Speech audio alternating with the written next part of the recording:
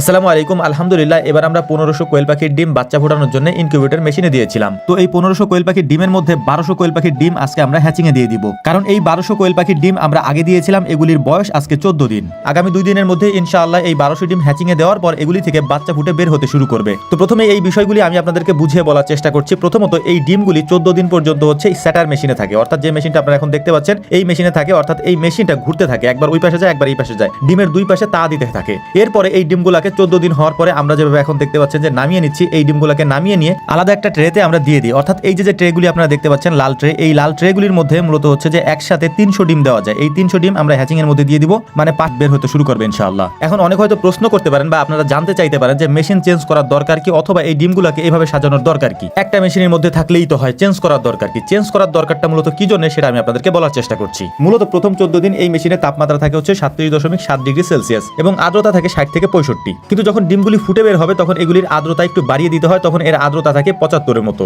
কিন্তু প্রশ্ন তো রয়েই গেল যে পাল্টানোর দরকার কি? এই মেশিনে তো ওরকম বাড়াই দেওয়া যায়। হ্যাঁ, সেটা দেওয়া যায়, কিন্তু এই মেশিনটা যেরকম ওই যে আপনারা দেখেন যে খাড়া করা অবস্থায় দেওয়া, যে ডিমগুলি ঘুরে ঘুরে একবার এই পাশে যায় আর একবার ওই পাশে যায়, যদি এই অবস্থাতেই থাকে যখন ডিমগুলো একেবারে সোজা হবে তখন হচ্ছে যে বাচ্চা ফুটে একেবারে নিচে পড়ে যাবে আর কি। এই জন্য ডিমগুলোকে রেস্ট দেওয়ার জন্য ওই লাস্টে যে 2 দিন বা 3 দিন থাকে ওই জন্য সমতল একটা ট্রেনের মধ্যে ওইগুলোকে দিয়ে দেওয়া হয়, সুন্দর করে ওখান থেকে ডিম থেকে বাচ্চা ফুটে বের হয়, যেটা হয়তো আপনারা আমাদের আগের ভিডিওগুলোতে খুব সুন্দর করে দেখেছেন। এবং এটা হচ্ছে প্রপার ওয়ে আর কি, আমি যেভাবে বললাম এটাই হচ্ছে প্রপার ওয়ে। তো যাই হোক, আলহামদুলিল্লাহ আমাদের এই ডিমগুলি হ্যাচিং এ দেওয়া শেষ। আগামী 2-3 দিনের মধ্যে এগুলো থেকে বাচ্চা বের হবে ইনশাআল্লাহ। তো আমাদের এখন মেন যে আরেকটা কাজ আছে সেটা হচ্ছে যে আমাদেরকে ব্রুডারটা তৈরি করতে হবে, অর্থাৎ ওদেরকে আমরা এখান থেকে বের করে যেখানে রাখবো সেটাকে আমরা ব্রুডার বলি, যেটা আগের ভিডিওতে আপনাদেরকে দেখিয়েছি। এই ব্রুডারের তাপমাত্রা প্রথম 3 দিন বা 4 দিনের মতো আমরা রাখি হচ্ছে 35 ডিগ্রি সেলসিয়াসের মতো, এবং এটাকে আমরা সুন্দর করে যে সাদা বোর্ডগুলো দেখতে পাচ্ছেন এই বোর্ডগুলো দিয়ে চারদিক দিয়ে ঘেরাও করে তারপর হচ্ছে যে উপরে আমরা একটা হুপার দিয়ে দিই। এই হুপারের ভিতরে হচ্ছে যে আপনার 100 পরের বাল্ব লাগানো থাকে এবং একটা সার্কিট আছে যেটা অটো। 35 ডিগ্রি সেলসিয়াস তাপমাত্রা যখন এখানে থাকবে তখন এটা বন্ধ হয়ে যাবে এবং এর নিচে যখন আসবে তখন এটা জ্বলে উঠবে। তো যাই হোক, আলহামদুলিল্লাহ আমরা সুন্দর করে এটা নিচে দিয়েছি হচ্ছে একটা হুগলা, আমরা হুগলা বলি বা আপনি পাটি বলতে পারেন, এটাকে দিয়ে দিয়েছি। তার উপরে দিয়েছি হচ্ছে আমরা তুষ, মানে ধানের তুষ যেটা, সেটা দিয়ে দিয়েছি।